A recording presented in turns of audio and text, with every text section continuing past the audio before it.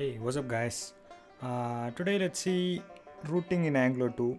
I know I've already, made a video on routing, but the thing is, with the new version, new RC versions of Angular getting released, and they have made a lot of changes in the router as well. And now a new router has been introduced, which has a lot of changes.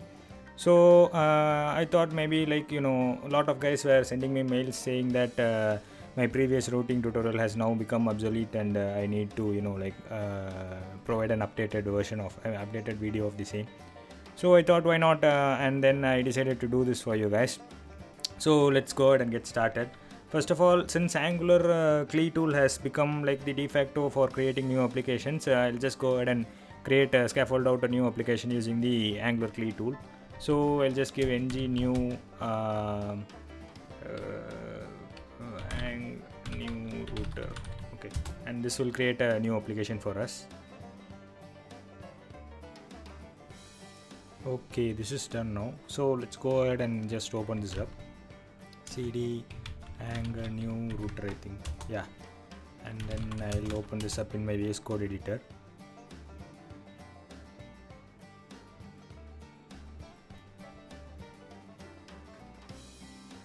Okay, now the one thing to notice is that the ng CLI tool itself provides you with many generators, right? You can generate components, you can generate services, you can generate routes, etc. But if you notice now, suppose I'm trying to generate a new route. Okay, ng new route, ng generate route login page. See, you can find a error saying that due to changes in the router, route generation has been temporarily disabled. You can find more an error is coming like that, right? This is because they have temporarily stopped the route generation due to the changes in the new router. The changes which you are about to see now. So we can't just use a generator as of now, as of the time in which I'm recording this video.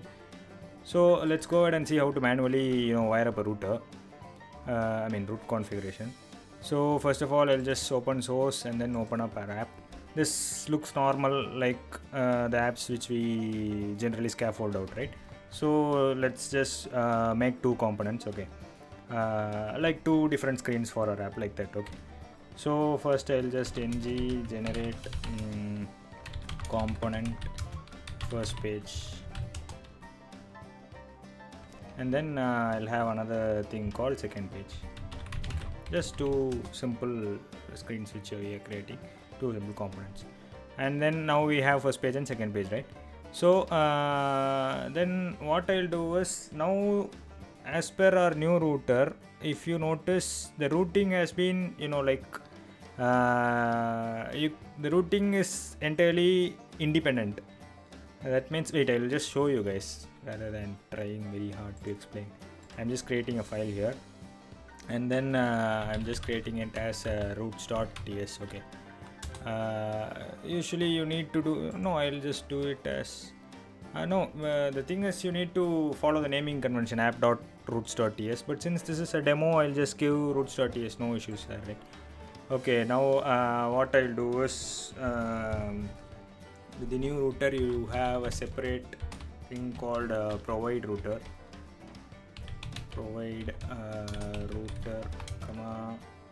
and then as usual router config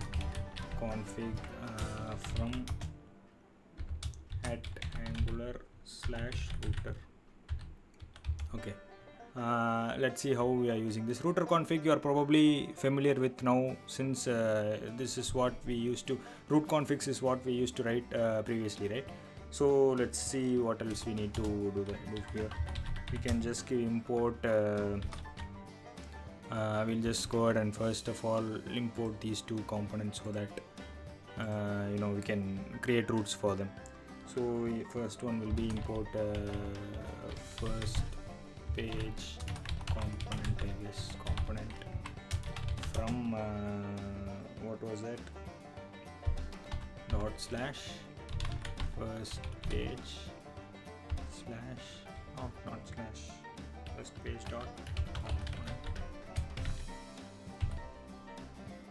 Am I making a mistake here? Yeah, first page is a directory, right?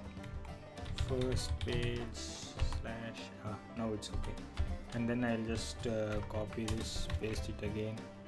Instead of this, I'll give second page, and then here too I'll just change it to second page, and here again it's just second page. Okay, now we have just imported these two, and then the next step would be to create a constant which we can export and then use throughout the application. So I'll just create export const app roots, and this will have, oh sorry guys, I'll just like make this a bit bigger so that you guys can have a better visibility. I just copy this, paste it here, and then change it to 18. Yeah, now it's a bit bigger, right? Where was I?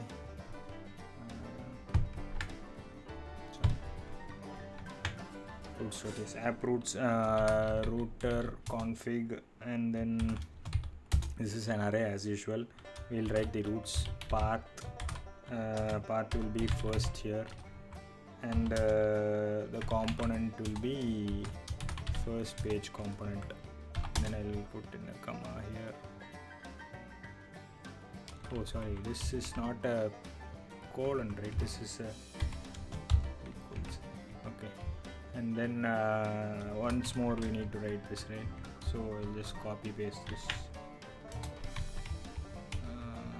remove this out, and then here it's just a second, and here too it's just second. Okay. Now we have two paths, first and second, corresponding to our first page component and second page component respectively. So I'm just closing this here. I'll just remove this space here. I'll just close this here, and then I'll have one more export constant variable, which will be our apps router provider. App router provider. Okay, provider equal to provide router, and this will again like we need to give the app roots here, right? This one, so we need to give that here, app roots. Now if you just look at the code, I think you would probably understand what I am trying to write here. I just import, these are all import statements, nothing to worry about that. Here I am just exporting two constants. You might wonder what's the use of constants or something like that, right? It's just simple, guys. If you export something from a file, that can be used throughout the application, I mean used wherever that is being imported, right? Or if you bootstrap it, it can be used throughout the application. That's the whole concept. In other components, I am just exporting classes here. See, you can export classes, right?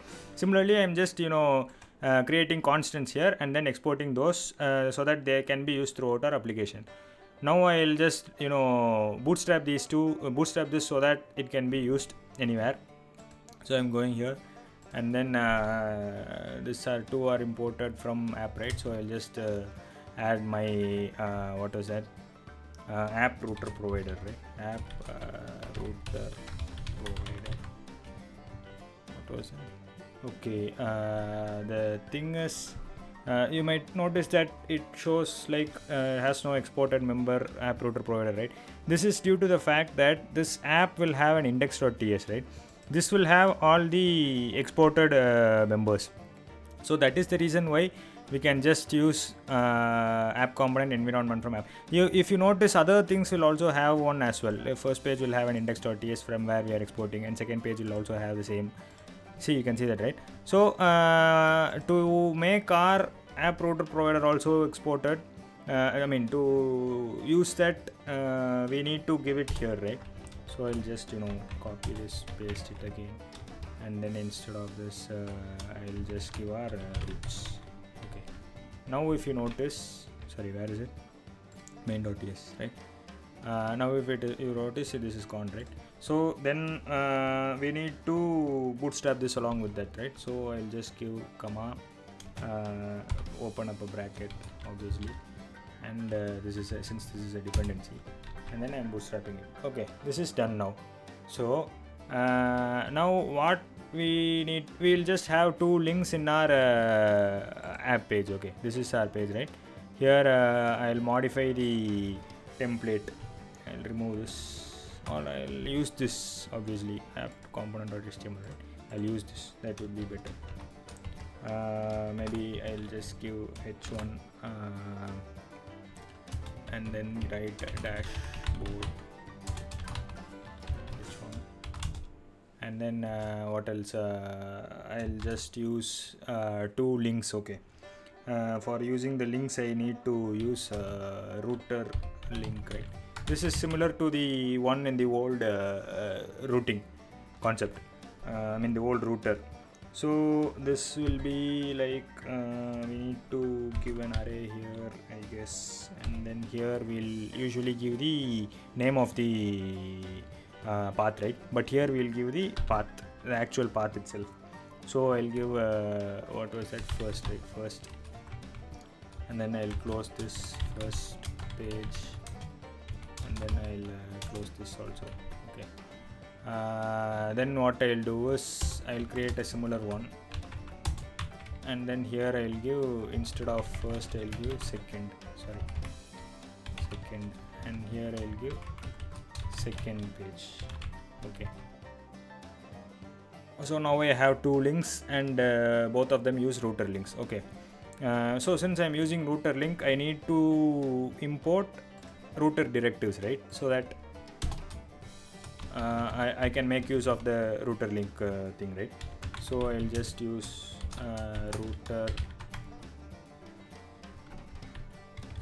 router underscore directives,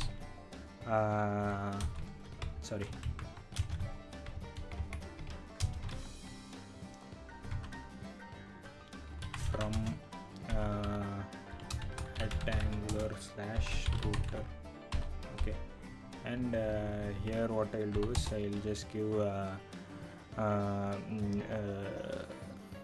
directives, and then this will take thing, router directives. Okay, now what we have done is, this is to enable us to use router link, that's all. Okay, in simple terms. So now everything is ready, but we need a router outlet so as to specify where those routes should be injected in our page, right? So I'll give a router outlet here, router outlet. Okay, so let's just serve this and see what happens. Hopefully it should run fine, since we haven't made much, written much code. ng serve, that's all, ng serve.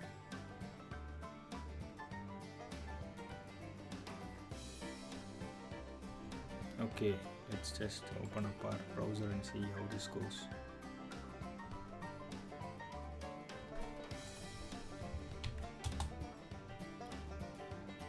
Okay, we have dashboard, first page and second page, right? So if we click on first page works, second page works.